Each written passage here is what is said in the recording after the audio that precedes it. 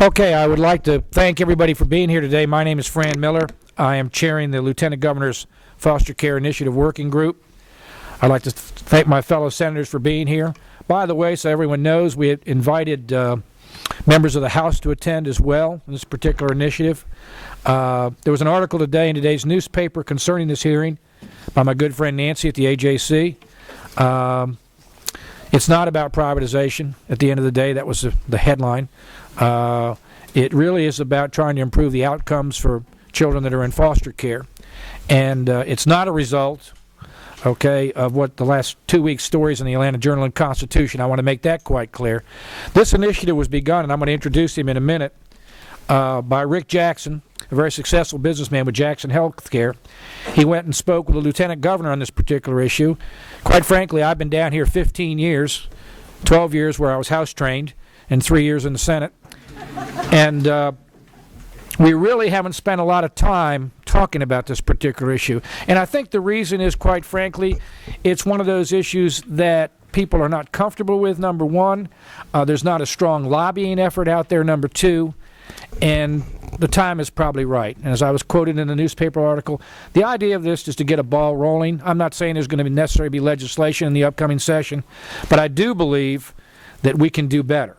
And I think that's the bottom line. So at this time, I would like to introduce Rick Jackson, who is a former foster child. I'll call him a philanthropist. That's a pretty good choice of words, I think, here.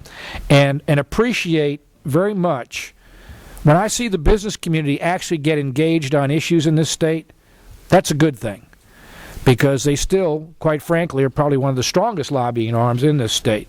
And I'd like to see more of it, particularly in education, healthcare, et cetera. So, Rick, I'm going to start out with you. I'm going to ask you to introduce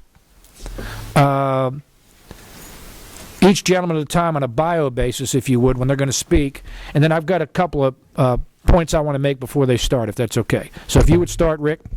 Let me put you on right now. Make sure your mic's on. Is it? Is that it? Can you hear me? Yes. Very good. So I'll let them introduce when they're up. I'm just going to introduce them in my opening remarks, just so you'll know who they are, and then they'll tell a little bit more about them. So forth. Well, Chairman Millar and members of the working group, thank you for the opportunity to discuss improving foster care. Like you, everyone in this room believes doing what's right for abused and neglected kids in Georgia should be a priority for local communities and for government. As legislators, you have demonstrated a commitment to creating a new opportunities for every Georgian to achieve a better future. This working group is a further testament to that commitment and the willingness to tackle tough but critical issues. That is why I believe there has never been a better time to pursue a bold, proven transformation of our child welfare system. Working together, we can reduce abuse, keep families safely united, and provide more kids with safe, loving homes. This has been a personal mission for me many years. As I discuss ways to improve Georgia's child welfare system, Jeb Bush was one of the people I reached out to. He immediately connected me with Taryn Bragdon, CEO of the Foundation for Government Accountability, and I'm really grateful that he did. You will hear from Taryn next about how Georgia compares in its foster care outcomes, as well as some common characteristics of high-performing states. I know many of you on this committee, but I'd like to tell you just a little bit more about myself so you can understand why this is important to me personally.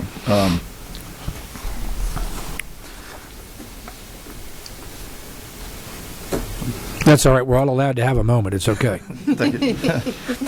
When I was 13 years old, I was taken out of my biological home and placed in foster care. To give you the background, some of the things that you've seen in the newspaper in the last 2 weeks, while tragic, I saw firsthand. I know what it feels like to be born in a family that's different than a kid hopes for. I was part of the foster care system for 6 years, starting at age 13. I went to 8 different elementary schools, 5 different high schools. I had 7 stepdads before the age of 13. I thought they were stepdads, but they weren't. The first time that I saw a family sitting together was in foster home, and it was a Christian family. And the first time that I saw people sitting at a table eating as a family and having a prayer changed my view forever. That's what I had, is what I wanted when I grew up. So through faith and family, I was able to leave the foster care system a better, stronger man.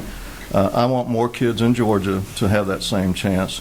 When our family foundation researched how we could help foster care about 6 years ago, we looked at all kinds of different models, because obviously I'd like to get back to that.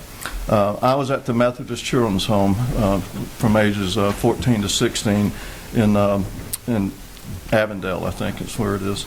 And so I looked at that model as well as others. There are people here in the audience that I'm glad to see here that we gave through our foundation as well.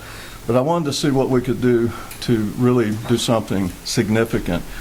And when I looked at that model, it cost $166 a day. And I thought, boy, I'm going to have a lot of money to have a lot of children to really transform, or somebody's going to have to come up with a lot of money. And so we basically decided to leverage a return on our invested giving through a community-based solution. I helped start the nonprofit Faith Bridge Foster Care because I saw the need to build a bridge or a partnership between the church and the government. I think government best serves the people when its local community organizations excel when the state falls short. Today I want to showcase what a similar approach to child welfare would mean for Georgia, and how it can help change the lives of thousands of abused and neglected kids throughout the state. Jeb Bush recognized that many kids are born in zip codes or into families that may struggle to give them the educational opportunities and nurturing they need. That's why, just like you, he prioritized school reform and other issues that help needy kids. He had success because he was a focused reformer. When it came to kids in foster care, Florida was a mess. But Jeb knew that private local communities were best equipped to partner with state government together to do what's best for kids. That's why he led a statewide public-private partnership for foster care, the first of its kind in the country. When he reformed foster care, the state kept the investigations and the work with the judiciary to determine if kids met the legal standard of being enough at risk to warrant coming into foster care. But then local private agencies took over, with lead agencies coordinating and leveraging private resources and local services to best serve kids. Jeb got a Title IV waiver grant from the Fed so that the state would not be punished if the kids came into foster care or left sooner. And so basically what they wanted to do is to make sure that they weren't penalized for doing something good and doing it better. Explain that, Rick, because one of the things that I learned very early on in this, our federal incentive system is as follows. The more kids that you have in foster care, the more money you get from our government. Now do that math, folks. That doesn't make a whole lot of sense. And that's when we're talking about wanting to get a waiver from this particular provision, and we'll talk about that later. But it was something I was not aware of, that the more kids you keep in foster care, the more money you get, and there just seems to be something backwards about that. Go ahead, Rick. I'm sorry. No problem. Thank you. So Jeb got the waiver, Title IV waiver grant, and then, in fact, the state could keep that federal money and redirect it to prevention. So they give you a block grant, they tell you to get the job done, and if you can do it in different ways and so forth. And because of that, it just transformed the state and basically reallocated monies to prevention and other things that they really need, including even after they go home, to hopefully keep the family intact. Michael Cusick, past president of the National Organization of State Associations for Children, will talk further about these new opportunities on the Title IV waiver and what states are doing to improve foster care. Within a couple of years, foster care in Florida turned around due to this block funding and private local care. The number of kids in foster care dropped almost 40%. The rate of adoption from foster care almost doubled. Bill Hancock, CEO of Faith Bridge Foster Care, will talk today about Georgia's experiences with this public-private partnership through Faith Bridge Foster Care and how it's dramatically improved outcomes for kids in foster care. The model works in Florida and we think even in Georgia. Georgia's foster care system is certainly not the mess that Florida's was, but we know that private local care can produce much better outcomes and prevent the kinds of tragedies that Florida experienced. The chance for states to apply for Title IV waiver for block grant funding is next year. which is why there is such an urgency to such an opportunity as this, and lessons from other states to build a Georgia-specific foster care reform today. I appreciate the Lieutenant Governor assembling this work.